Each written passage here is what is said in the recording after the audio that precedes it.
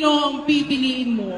Ang iyong asawa o ang iyong anak? At bakit? Napakagaling naman. Ng pagkakasagot ng isang contestant na ito, talagang napasigaw lahat ng mga nanonood dahil napahanga sila sa magandang pagkaka-explain nito. Panoorin natin ang buong pangyayari. Magandang hapon po sa ating lahat. So para po sa akin, or technically, alam ko po na ang lahat ng nandirito, or karamihan ng nandirito, ang pipiliin nila ay ang kanilang mga anak. Tama po ba?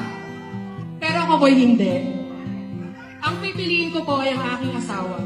Bakit po? Bago po ako naging ina, ako po muna ay naging asawa. At nagkaroon po ako ng mga anak dahil sa asawa ko. At darating ang panahon na ang aking pong mga anak ay hihingin nila ang kanilang kalayaan at bubuo sila ng sarili nilang pamilya. Walang maiiwan kundi ako at ang aking asawa.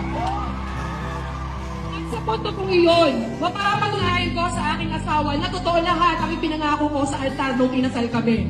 Dahil naniniwala po ako na ang pagiging ina o sa pagiging ina ko ay sapat na po ang pagmamahal, pag-aaruga at pagkalinga para po hindi na ako dumating sa punto na papiliin pa ako kung ang anak ko po ba o ang aking asawa. Dahil naniniwala rin po ako na ang pinagsama ng Diyos kailanman ay hindi kayang paghiwalayin ng tao ng anumang sitwasyon.